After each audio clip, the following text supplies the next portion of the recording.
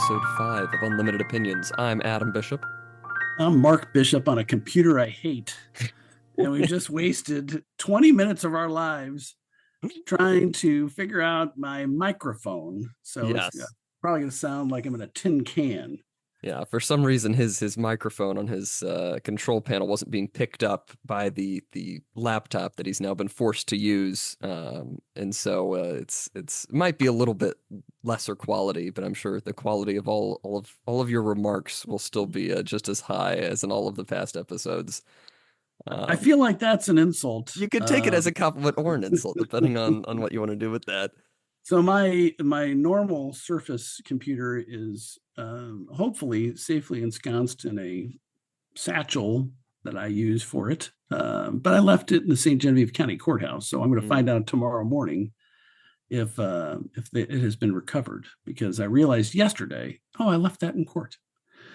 And I blame my ignorant client for distracting me as I was departing. But that's a That's different good. That's good. that's a different story. Yes. Well, we are, of course, reading Orestes Brown. Some people are so stupid.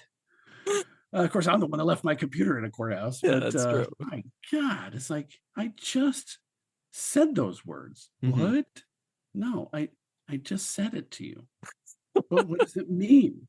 And I explained it to him in the exact Hmm. same effing words for the Hmm. third time. Oh, okay. Well, you should have explained it that way first time. Anyway, so that's my life. Yeah, it sounds like a fun time and a good reason to lose your laptop. As I was saying, we are, of course, reading Orestes Brownson's 1865 book, The American Republic, Its Constitution, Tendencies, and Destiny. Still talking about the origin of government, spending another chapter talking about that here. I think this, and then one more after that will be the conclusion of his discussion here. It's been a couple weeks since we actually recorded, so the other two chapters aren't as fresh in my mind. But this one was interesting because he really has three major points in this one, three major arguments that he's tackling.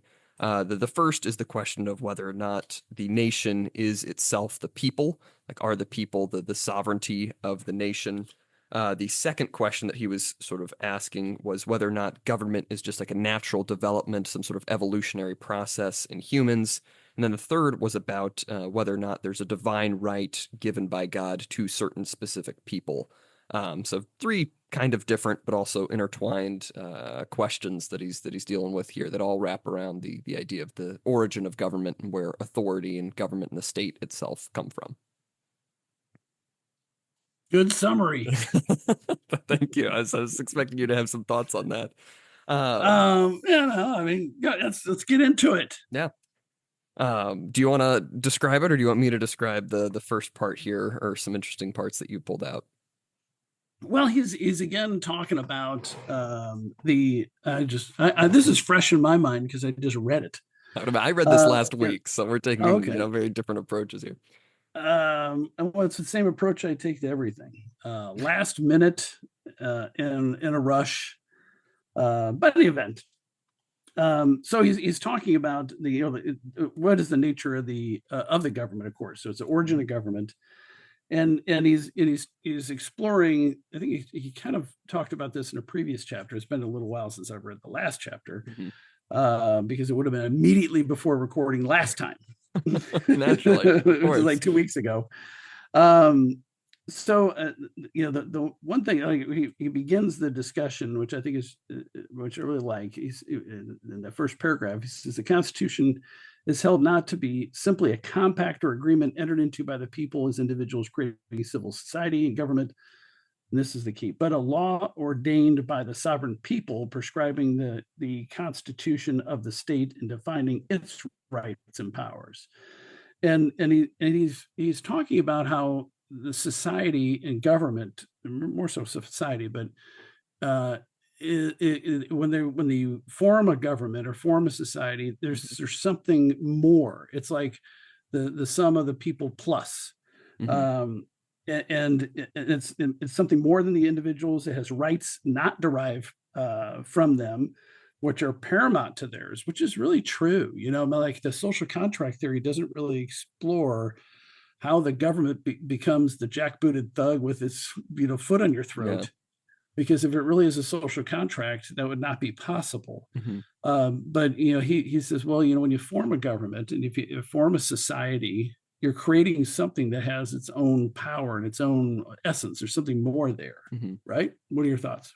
Yeah, no, I think you're right. Because I mean, what he's saying is he's kind of looking at this historically. He's saying, we talked about social compact theory last time, and he pointed out everything that was wrong with that. And he says, it's still present in sort of American thought at the time that he's writing, but Mhm. it's definitely been modified. It's not just that we came together one day and decided upon this, and we all agreed to it, and we're just keep agreeing to it. It's you're sort of taking that agreement principle, but then sort of recognizing that there's some sort of sovereignty in the people themselves, that the people are the nation. Of course, he has problems Yes, with that too. He doesn't think that this is right. 100% correct. And I thought some of his arguments were pretty convincing here. But he says a little bit later on this page, he says, the people taken collectively are society, and society is a living organism, not a mere aggregation of individuals under this theory. It's not just social compact, all of the individuals agreeing on something. It's that the individuals come together to form something new that's above them in a way, but also its authority is directly derived from them. So it's Yes, again what you were saying. It has to be something more than just that agreement. You have to create this new living organism that is society that is made up of all of these individuals. yes. And I think that's one of the more effective refutations of the strict social contract Hmm. theory, I think. At least the way I envision it. And I forget I was talking to somebody about his thoughts on the social contract theory, and I forget who I was talking to, and the person who's about my age was saying, "Well, I learned all that social contract theory stuff in high school or college too. It's like that's still taught, or at least it was in the '90s, Yeah. I mean, it's still taught, when I was '80s in and high '90s. school, yeah, which is Yeah, 2000s. yeah. So, and then he talks about, like historically, that was not the case, of course, because he talks about like ancient Rome and Greece, and Hmm. as he says, like Romans held Rome to be a divinity in and of Hmm. itself, like that it was something beyond them, Hmm. and maybe above them. But he's making that argument in the context that there's something more to our society, meaning God given, or even the primitive people or the ancient people knew that Hmm. there was something beyond the individuals who constituted the nation, Hmm. something a higher power, so to speak. Yeah, he doesn't So, definitely has more sympathy for this idea, this sort of adapted social compact theory than just the mhm, pure contracts. He says, it's going back to sounder, more ancient principles. Kind of what you were saying. He says the state with Greece and Rome was a living reality and loyalty a religion. It's not just this abstract concept that we all sort of belong to, but it's something that is above us and that we're born into, that we need to have some certain amount of respect for. And he says this theory is usually called the democratic theory, and it lists in its support the instincts, the intelligence, living forces, and active tendencies of the age, and that the people themselves are sort of have that basis in the nature of the state itself and have that authority, but are mhm, existing within the state as well. It's they're sort of both a part of it and it's both above them at the same time. yes, yeah. I mean, that's the summary of what he's saying, and he's saying, um, where he's talking about what that means to them. They say absolutely without any qualification, the voice of the people is the voice of God, and Mhm. make their will the supreme law, not only in politics but in religion, philosophy, morals, science, and the arts. And he's talking about that's like the people that espouse that the government is of the people. The people create it, and they're the sovereigns. But I think that's a real description of what a lot of modern Americans view like a vote of the people. Mm. That there's this, it's like the voice of God element to, well, majority said it's this. Hmm. Majority said they want abortion, so that's the voice of God. And Yeah. be damned if you dissent against the majority, because the whole the legitimizing effect of the vote to them is like a religion. Yeah. You know? And I think he's right that this is sort of the natural conclusion of that idea. If you Yeah. believe that the state itself, its authority is just the will of the people, Hmm. then it makes sense that the people can then just shape whatever the state is. And because, of course, because he identifies politics with everything that is social, then of course you're going to reinterpret every single, institution.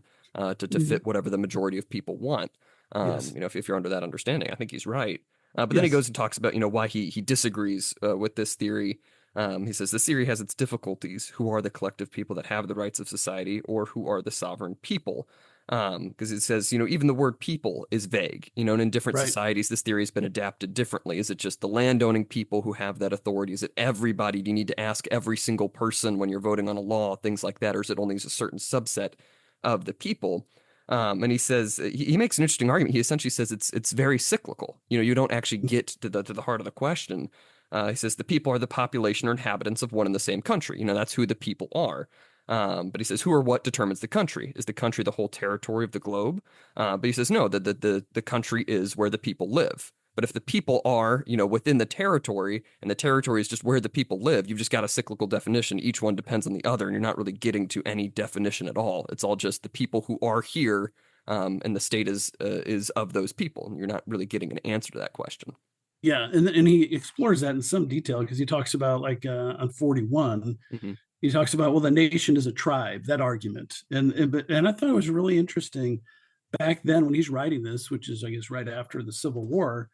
He says this is I thought it was an interesting quote because the thing is so much more true now than it was then. He says migration, conquest, and intermarriage have so broken up and intermingled the primitive races that it is more than doubtful if a single nation, tribe, or family of unmixed blood now exists on the face of the earth. Hmm. And I think that if there's anybody still around that thinks of some sort of, well, I guess there are people that really identify with their race or their tribe or whatever. Um, we're so intermingled that, as he says, it just loses all meaning Hmm. to try to identify people based upon racial Hmm. bloodlines, Yeah. because and not that it was valid to begin with, but even if it was, it's certainly no longer the Yeah. case. Um, you know, And of, because of the intermarriage and all that kind of stuff. and of course, that's in response to the idea that the nation is just the descendants of the people who lived here at one point in time. And he said, well, Correct. Right. those people now are so many different people mingled into one. It doesn't make any sense. It Yes. reminds me a lot of those stories that you're hearing now about the people who are in favor of reparations finding out that their ancestors, were slave owners and stuff like Mm. that. If you're Right. trying to Right. to so linearly define, these people are the oppressed, these people are the oppressors, and then you look back in their family history, and it's like, okay, well, you've had both, in your Yes. same, ancestor. You can't just 100% say you're on this side and that side, and it's all Yeah. blended together for sure. Well, the funniest part was when somebody did some sort of genealogy research on. I just lost my audio, but did a genealogy research on um, the presidents, Mm. and the only one that they couldn't find any evidence that they had ancestors who were slave owners was Donald Trump. I did see that. I And did see I was that. like, that was funny, because even Obama, he had Mhm. he had some ancestors somewhere. I mean, and who was it that just recently reminded us, pretty prominent person, that we were all slaves. I mean, meaning our Mhm. ancestors. We're all descendants of slaves. And so anyway, so it's just kind of goofy because there's so much intermingling of the people that you can't just define it as, like you said, the descendants or inheritors Mhm. through direct bloodline from whenever the country or the nation was formed, because of all the changes. Yeah. But Um, yes. But he does keep going on. He does put a lot of weight on that territory idea, as we mentioned a Mhm. couple episodes ago, because he says, but a nation in the modern or civilized sense is fixed to the territory and derives from it its jurisdiction or sovereignty, and therefore, till the territory is determined, the nation is not and cannot be determined. So he's saying, Yes. it's pointless to say that it's just the descendants of these people who lived here in the past, because, that's just a bunch of different people at this point. But that territory idea is still very crucial, because of course he doesn't agree with it's just the people who live here. It has to be something about the territory of the nation. And he says, that's not just an idle question. That is the actual practical, the most practical question you can ask here is how does the territory define the nation? Because without that, or without determining who are the sovereign people, you're not going to have an idea of what the government itself is. You have to figure out these questions before you talk about anything else. Yeah, and from a lawyer's perspective, that is so true, because even and you have to have the geographic boundaries for the jurisdiction of the Hmm. government. but that doesn't mean that everybody within those geographic boundaries are to be treated the same, Hmm. that everybody within those boundaries are part of the nation. Hmm. Because even in ancient times, there would be merchants and travelers and foreigners visiting dignitaries. Well, they're not part of the nation, but they're within the geographic boundaries. So there's got to be some combination between the territorial boundaries. It's not like a force field shield. Hmm. Everybody in is in the club, and everybody out is out. Hmm. Uh, but everybody that, and you could have citizens that are part of the nation that are traveling, Yeah. outside the territorial limits. So it is kind of, when you really get into it, it's kind of hard to define. Okay, what is the people? Yeah. And the quite honestly, the answer is, in a constitutional republic, is you have it defined in the Constitution who are your citizens, and you just document who those people are. And of course, in the last 20 years, they've tried to dilute the meaning of citizenship so that it's so that anybody who enters here, whether they're legal Yeah. or not, are have the rights of citizenship. Hmm. And we have actually less rights in some circumstances and privileges as citizens than do our guests, which is Yeah. kind of a weird situation that we find Yeah. ourselves in. Because But of in any course event, he's very interested in the question of the Civil War, and that territory mhm, jurisdiction idea. yes, When the states seceded, were they part of the American nation or were they not? That was the big question. Was this a civil yes, war? Was this a foreign war? Was this just fighting within the territory? Who were the states involved? And he says he kind of brings up all these questions and says, well, we're not really sure yet. We'll get to that later. Because then he moves on to a different discussion. He says, even if you suppose this difficulty surmounted, there is still another and very grave one to overcome. The theory assumes that the people collectively, in their own native right and might, are sovereign. According to it, the people are ultimate and free to do whatever they please. He says this sacrifices individual freedom. Because of course it does. If it is just the mhm, will of the people, as we were mentioning earlier, then it is just, the majority will be able to do whatever they want. You need to have something to keep them in check. It can't just be the voice of God when the people speak in majority. yeah, You're going to have people dissenting. What do you do with those dissenters? Are they not of the voice of God? Do they not have the same sovereignty as the other people? And I think he brought up a lot of these same arguments in the last chapter too about the social compact as well. right. And I think he's absolutely right about the Civil War too. I mean, obviously, slavery was the preeminent issue, but there was a fundamental disagreement as to the ability of any of the states to secede. And Hmm. the South, the Confederacy, was consistently asserting, and that was their whole argument, that they are a new nation. Yeah. They had a new constitution which was very similar to the old one, and they lobbied, France and England to recognize them as a Hmm. foreign country and to help lift the blockade that the North had imposed upon the South. And that was a fundamental disagreement, and part of the reason why the war had to go to unconditional surrender, because the North's position was, you're one of us. Hmm. You're in the club. You can't get out. Kind of like the mafia. Once Hmm. you're in, you can't say I quit. Yeah. Or John Wick. Although John Wick got special dispensation, but they got him back in. Anyway, if you know the John That's Wick, do I, you know I John don't Wick? know too. I've seen the first one. I don't Oh, think I've really seen oh, any others in well, my the life. first one explains, that he had to do the impossible task, Sure. and that's what got him able to quit the whatever it I was. see. I see.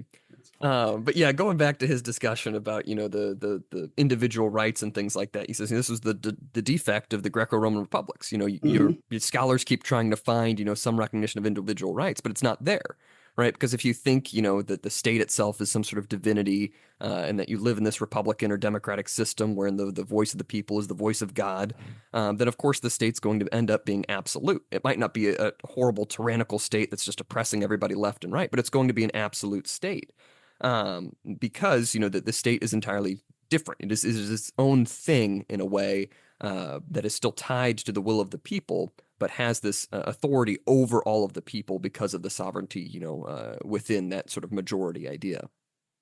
Yeah, and then he goes on to talk about, well, where does that concept come from? And, Hmm. and bottom line is Christianity, Yeah. and that didn't exist until then. And boy, that's I'm 100% in agreement with him. where he says the doctrine of individual freedom before the state is due to the Christian religion, which asserts the dignity and worth of every human soul, the accountability to God of each man for himself, and lays down as law for every one that God is to be obeyed rather than men. Hmm. And that takes a whole sphere of your life out of the jurisdiction of the state, the society, or government. You have obligations and rights and responsibilities that's part of your direct relationship with God. And I think that is the necessary and foundational part of having an effective republic Hmm. with individual rights. And I'm more and more convinced of the truth of that as I see what I've talked about several times in this podcast, the seemingly desecration of man, where people are, you can't have a functioning republic with individual rights with a bunch of atheists, no matter how Hmm. well meaning they are, because when it comes down to it, they're going to find exceptions to the inherent value Hmm. of any individual because there's no higher power that dictates it doesn't matter how bad they are, they're still one of you. Yeah. They still have a value. Hmm. So, Well, I especially like what he says. The church practically denied the absolutism of the state and asserted for every man rights not held from the state. These are things that the yes, state doesn't have to confer upon you. correct. And I think a lot of those real aggressive atheist types who are like, oh, religion has never done any good for anybody, need to recognize that the only reason that they have the liberty to say those things is because of the church. If we were still living in some sort of absolutist state without the church saying that there are rights that you have independent of the nation, independent of your relation to other people, but just because you are a human, you would not have the liberties that you enjoy today. That is one of the great benefits of Christianity. I think he's spot on with that. Yes, if we weren't Christian, we would kill all those goddamned atheists a long time ago. I'm just joking. That's just this is atheist humor. Yeah. Um, yeah, he had some. There's another quote that I really liked. He talks about. Oh yeah, he talks about how you're never going to be able to get this. He says like here it is on 43 where he's really I think he's talking about socialism if I remember correctly, but he says these rights will only be by extinguishing in modern society the Christian faith, and it will only happen if you extinguish in modern society the Christian faith and obliterate all traces of Christian civilization. That's the only way to destroy this concept of individual rights is to get rid of Christianity. Hmm. And I think he's right about that. And um, and he says the doctrine of individual liberty may be abused and so explained as to deny the rights of society and to become pure individualism, but no political system that runs to the opposite extreme absorbs the individual into the state, which is like Marxism or communism, stands the least chance of any general or not or permanent success until Christianity is extinguished. Hmm. I think that's 100% of really the bulwark against that sort of the state is everything type of push that we're Hmm. seeing all over the place. And quite frankly, the atheists aren't. I mean, what would be the point of standing up uh, to evil and sacrificing your life if there's not a higher power? Yeah. Because you sacrifice your very existence for what? A principle? Are they really going to do that? I don't know. I Yeah. mean, I don't know that I'm going to do it, and I believe in God. I may be Yeah. cowering in the corner. Take that guy. I don't know. I'm with you guys. Yeah. I hope I would do better than that, but Hmm. certainly if I was an atheist, I wouldn't. Yeah. What's the point? Yeah, because he goes on to say, building on that idea, he says individualism and socialism are each opposed to the other, and each has only a partial truth. The state founded on either cannot stand, and society will only Yes. alternate between the two extremes. I think that's absolutely right, and I think that's exactly what you're seeing, especially among the left, where it's in one breath you can say, I'm an individual person, I can do whatever I want, whenever I want to do it. Let me just do anything. But then at the same time saying, well, no, we need to use the government to bring us all together and pay these people this much because their standing as a group matters much more than any individual rights or responsibilities.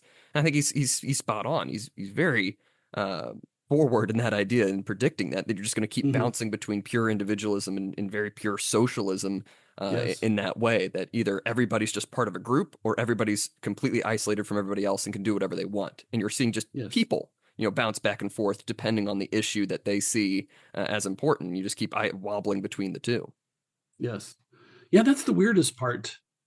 I don't know that, it's always kind of shocking to me that people haven't analyzed the consistency of their own views. Mm, Like how can you be, well, like for instance, they'll bring up COVID, like as I like to, but how could those pro-choice people be so in favor of mandating people to get the experimental vaccine?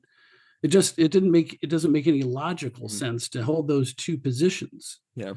Um, but Well, I whatever. mean, I think to go back a couple seasons, with the Peter Kreeft book Mhm. about relativism, I think, the point that he makes answers that question. So you don't need to have a cohesive system, because once you become such a relativist, you become God in a way. If everything's Yeah. relative to your own opinions, then, your ideas are what separates, bad from good. And so as long as it aligns with your ideas, you don't really have to justify it in that way. And I think you're able to create that system where it's just, yeah, this is just what I believe, and I believe it because I believe it. Yeah, I still think that they should not have internal contradictions. If they think they're Mm. gods, they ought to be consistent gods. I think you think too highly of people. Well, don't you think they should think that way? I don't know. I don't know why they don't think that way. I don't But I think a don't lot think of, I don't think most people think that way. that they Uh, need to be consistent. yeah, I mean, I don't know if, I don't know if even we think, 100% of the time thoughts that are consistent with everything we think. I do. I'm very happy for you. I mean, congratulations, I guess. Well, that's why when I say I'm pro-life, I say I'm pro-innocent life. Mm, That gives me the exemption for the death penalty. But I don't know about the death penalty. There's a big death penalty thing. You have to watch it this week. Should I go into this rant or should I do that offline? sure, sure. When we're talking about the power of the state, the government, there's a guy who's due to be executed next month, Mm, and they claim he's innocent. In fact, the Catholic Church in our church bulletin this Sunday mm. said there's citing what's the guy's name? They're citing the Catholic priest who is a Nazi concentration camp, who gave up, basically volunteered to be starved to Oh, death. Maximilian Kolbe. Yes, thank you. His feast day was just recently, so they Mm, cite that, and then they mention that this Marcellus Williams character, mm. there's evidence of his innocence that will be evaluated, and pray that he will be found innocent prior to his scheduled execution. Well, the problem with that is Oh that boy. Marcellus Williams is guilty, Yes. um, and so that's a real hurdle for his innocence claims. Also, there's what the DNA evidence is. It's just so absurd. Hmm. So he knifes this nice lady to death in her own home, and he confessed to well, at least two people. And he pawned off some of her personal property he stole from her house to a third party, that he would only have had if he was the murderer slash burglar. And he, and the knife was left in her. So the knife was seized and immediately went to the lab and was tested for fingerprints but they took a DNA sample and all that kind of stuff. But Hmm. when he confessed to his girlfriend and his kind of distant cousin, he mentioned he had gloves on. Okay. Mm. So any testing for DNA would be irrelevant because there's going to be no DNA. This is testing DNA in the knife. So after the DNA testing was done during the trial, the knife was handled like any other piece of evidence, meaning it was not sealed in a container. Hmm. It was handled by certainly me and the chief investigator and the main lead attorney on the case, as well as I think maybe the coroner and maybe others. When they said they seized it, they may have touched it too. Anyway, so they said, well, there's exonerating DNA because it doesn't match Marcellus Williams, Mm. and so they had a hearing set this last week, and the trial judge tried to what do you call that? Jump the shark. That's an old Happy Days reference. By setting aside his finding of guilt only as it relates to the murder, not to the other counts of armed criminal action, burglary, and I think robbery, and allow for what's called an Alford plea or a no contest plea as charged to murder first to a sentence of life without parole.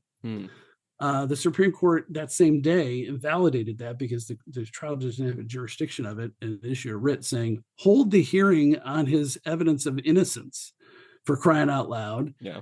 And then if he's innocent, he's not going to be, executed and he'll be let free. Mm-hmm. But the actual evidence of innocence, I suspect, but don't know, is going to be shown at the rescheduled hearing this Thursday to be consistent with the DNA of the investigator. So, but maybe not be, I don't know. But certainly it's not exonerating. And so it's just infuriating when I don't know how I got on this rant, because we were talking about consistency about pro-life and stuff. Yes. But I'm not a fan of the death penalty, but gosh darn it, the opponents to it are just liars. And why would you, as a Catholic Church, is opposed to the death penalty in all circumstances? Therefore, it is irrelevant for their purposes to a certain degree that he's innocent or not. Yeah. They're opposed to him getting killed next month. And they, and according to their teaching, they should be, and they should advocate for that and pray for it, all that stuff. But why don't they say, hey, this guy killed this gal back in the 90s, and and we don't believe the death penalty is appropriate punishment for anybody, and he should be commuted and serve the rest of his life in prison, or whatever the punishment would be, instead of lying about claims of actual innocence. It's infuriating to me. Yeah. The depth of depravity from our church, and the deception and the lies, and that's what drives me into being in favor of the death penalty, because I figured there's no, God can't be on the side of liars, in a sense. If our church is lying about all of this, well, that can't be in the service of good, can it? All they do is lie. Anyway, so that's a good going rant. back to our topic. It is, and it's such a complicated issue for me personally, morally and all that kind of stuff. But boy, they make it really hard to come around to their way of thinking. My goodness. I will mention, I have a related story to that, because at Mass today, really? the Archbishop said Mass at the church here. It's like also the student center. It's St. Augustine Catholic Church. Evidently does this every year, because the feast day of St. Augustine, I think, is this Wednesday, but we celebrated it today, and the Archbishop came because he's the Bishop of St. Augustine, named after the city, the region here. He gave a good homily, but at the end of Mass, there was an announcement that there would be a prayer service for a man, I think, who's going to be executed this week, like during the time of his execution. I don't think they claimed that he was innocent during the Mass, at least, which is good, because I think he killed a Florida State student like 30 years ago, and I think that's why he's getting the death penalty now. Of course, it's been a very, very long justice process. Justice delayed is justice denied. You should go there and chant that outside of the prayer service. I don't think I'll do that, because they're not claiming he's innocent, but they did mention. Evidently, I looked up a little bit about the guy afterwards. He went to some school that was known to be like abusive or something, and they mentioned all the victims of the school. And I think the argument that they're running with now is that it's like an insanity plea, because he had this terrible experience early on in his life, and that's why he killed this person.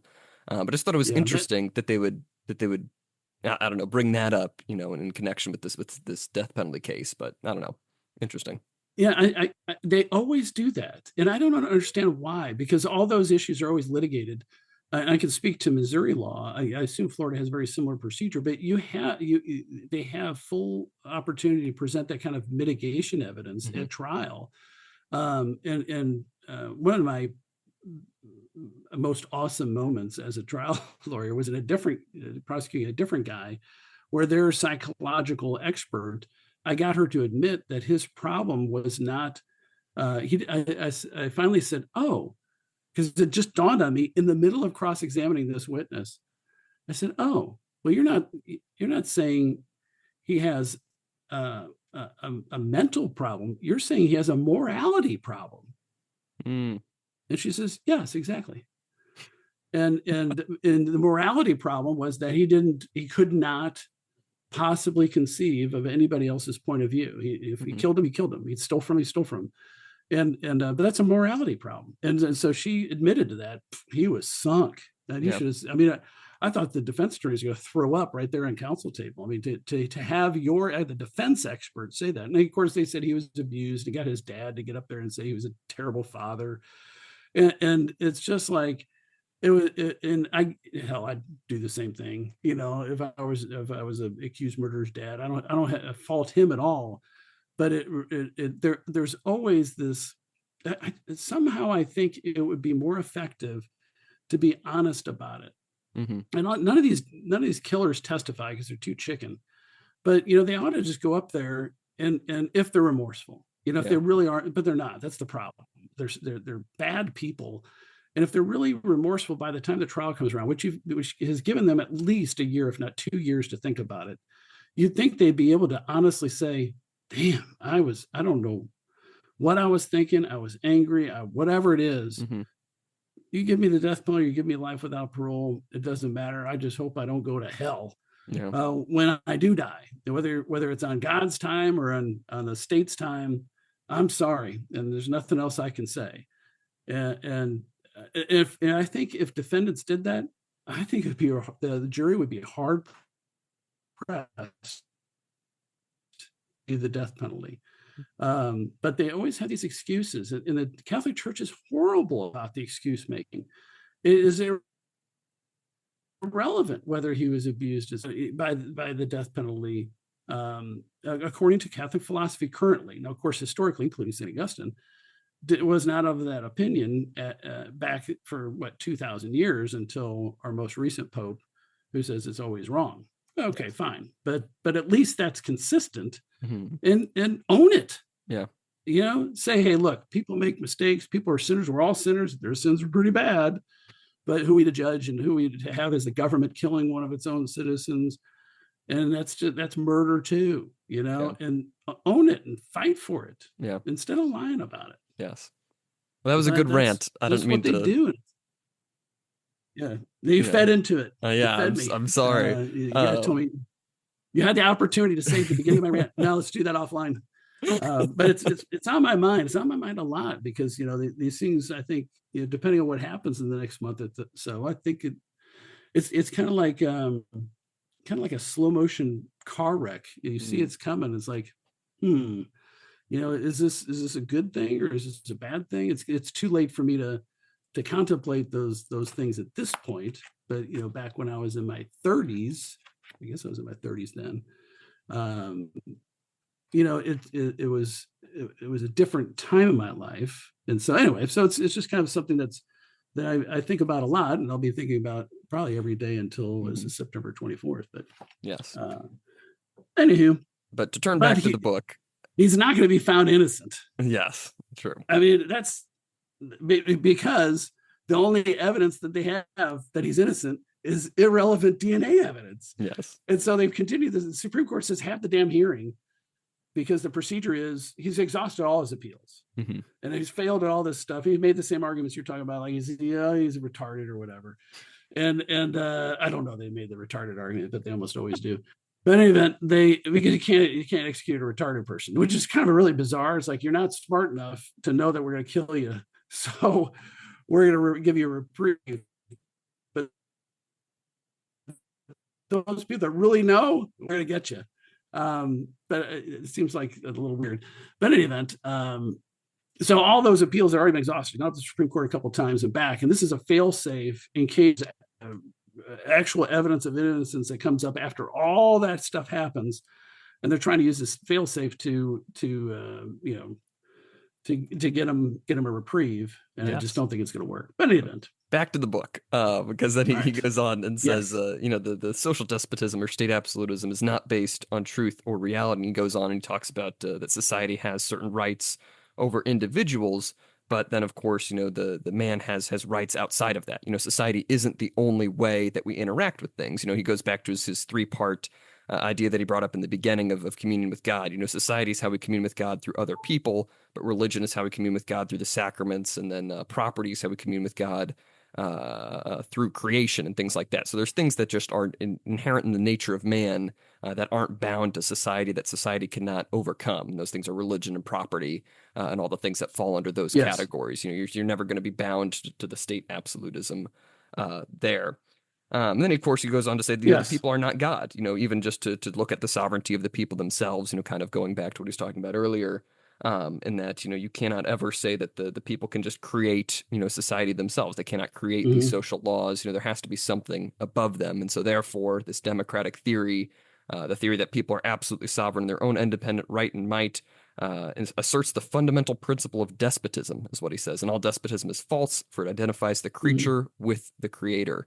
We cannot be the ones who created all of this. So therefore, this system, this theory, is just untenable. And I think he makes a pretty compelling Yeah, argument. sure does. Yeah, I mean, I think that refutes that entire thing that we are the creators of that. And as he says, God created the system. He never gave him, either individually or collectively, the dominion over the rational creation. He gave him dominion over the irrational beasts and Mm-hmm. resources or whatever. And so I think that's more of a conclusory statement, but it's what his theory is that you know God, the Christian God, created everything. And we are not the creators of that and independent of God. Yeah. Then he goes on to the argument that, well, these governments and these republics are kind of a spontaneous development of nature, meaning that once we get to a certain level of sophistication, pop, out comes this republic.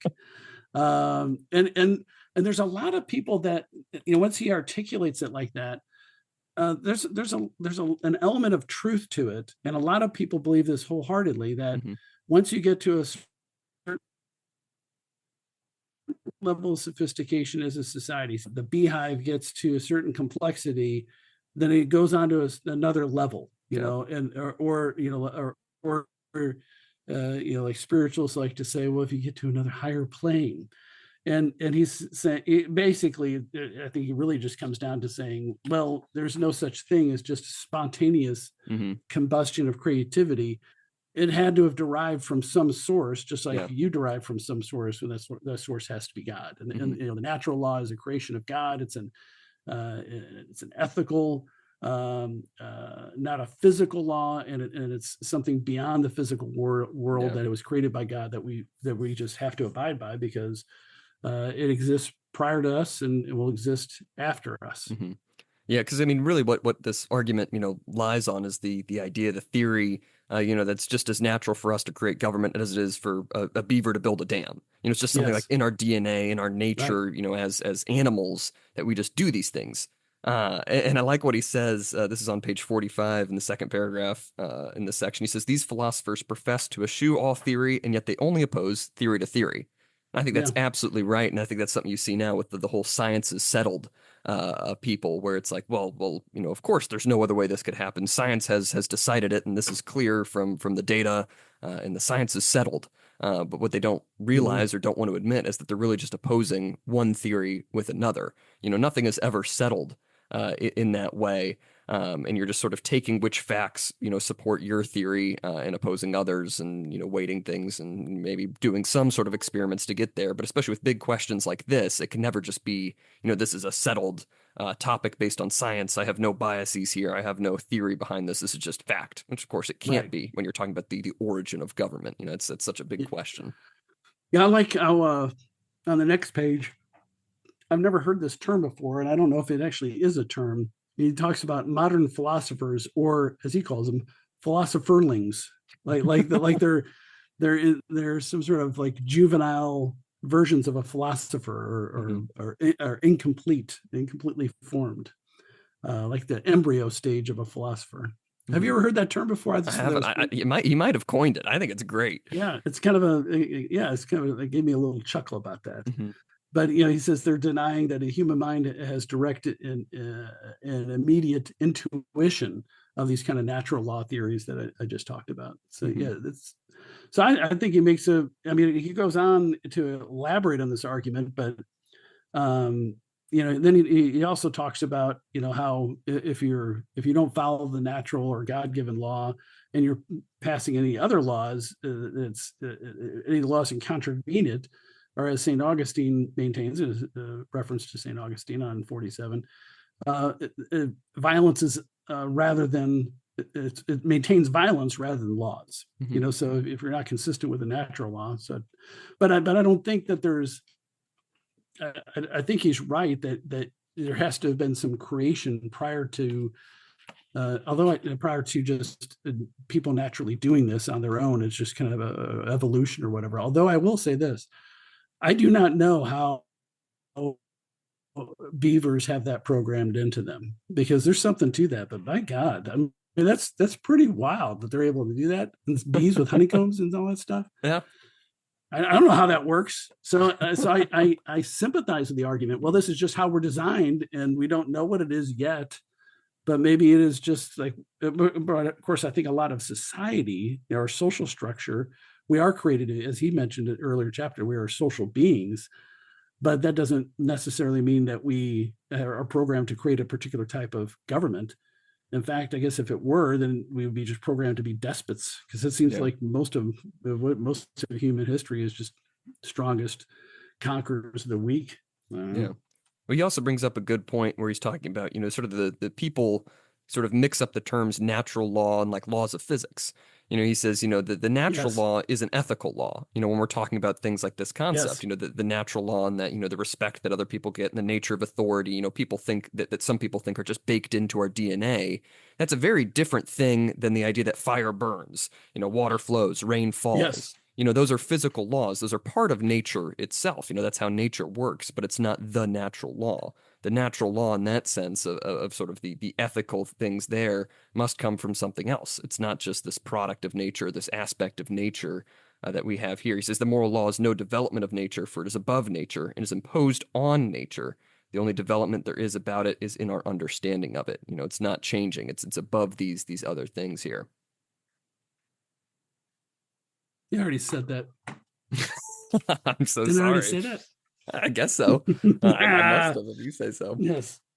Um, but then, yeah, he goes on. I think a lot of this, I think his argument is set out in the beginning here. He says, you can't, Yes. spontaneously develop. Development only occurs like in our understanding of things. Nature, these fundamental things aren't really changing. We can't just progress from one level of society to the next because, that's how nature works. It's when we just get to a better understanding of things. We call that development. We call that progress.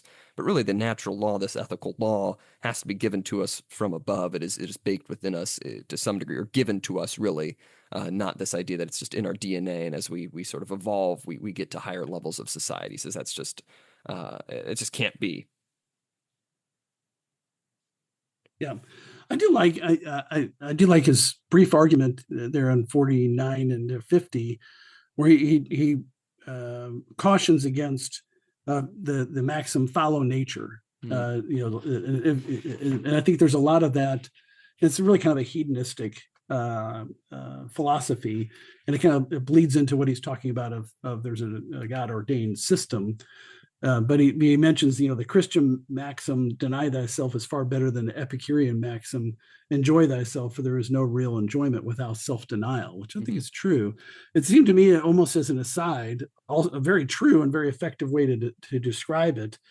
But I was thinking, well, why is he going into all this detail about it? But it's, good points all around Mhm. Yeah, because it's all towards tied the up end to of that chapter. it's all tied into what the concept of nature is. He says nature is not Yeah, God. Nature did not, right. give us moral things. Our natural tendencies are to eat and to drink and do this sort of stuff. And asceticism isn't part of that natural tendency.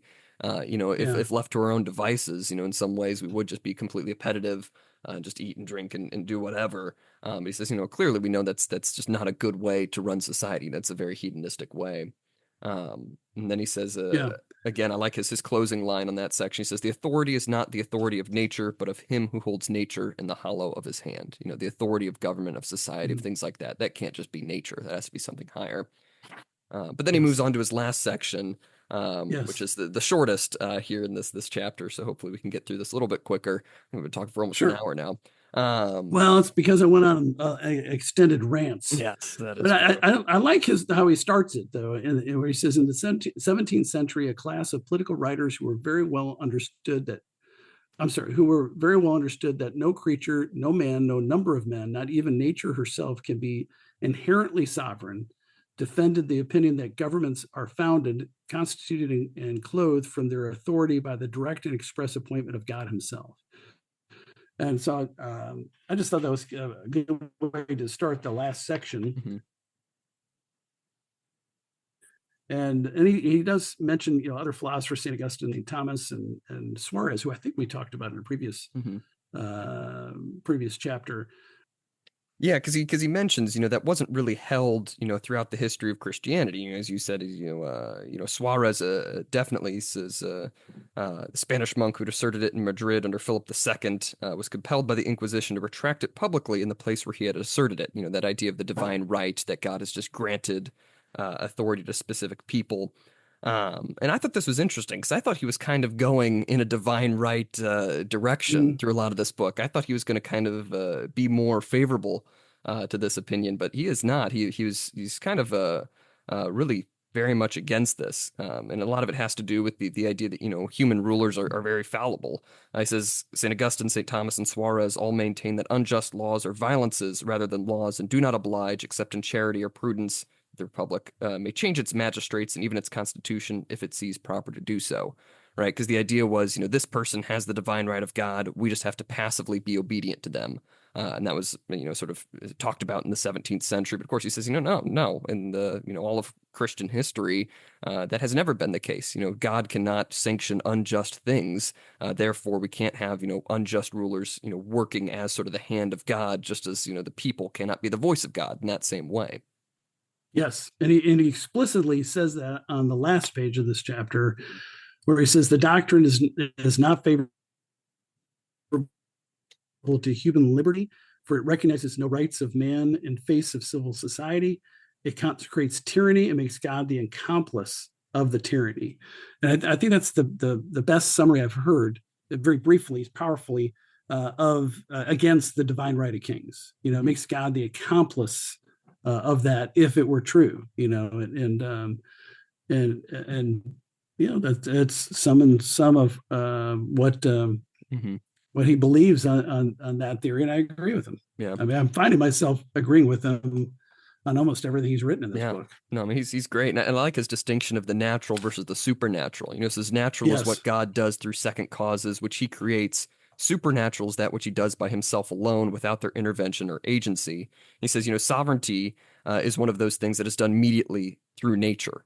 It's not this Mm-hmm. immediate power of God working very directly in these people's lives. He says the natural is always to be presumed and the supernatural is to be admitted only on conclusive proof. And of course, he mentions, the people of Israel and things like that, where we have moments where God is supernaturally acting, on sort of political affairs in that way with the divine right of kings in certain cases. But elsewhere, unless we have that definitive proof that this is God working here, we have to assume, no, this is how the law of nature works and the authority, in the law of nature in terms of that ethical law given to us by God. God is immediately working through there. He's not immediately acting in that supernatural way, which I think is a great point as well. Yes.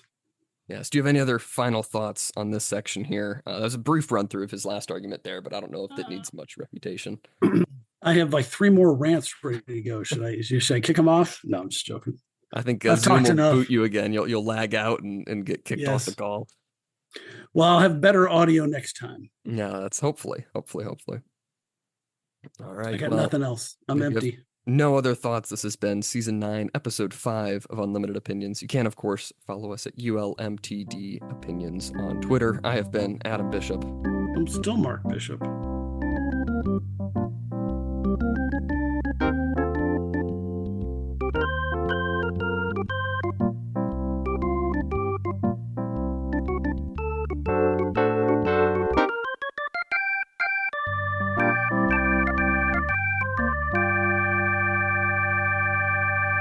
All right. That was a good episode, minus the cutting out.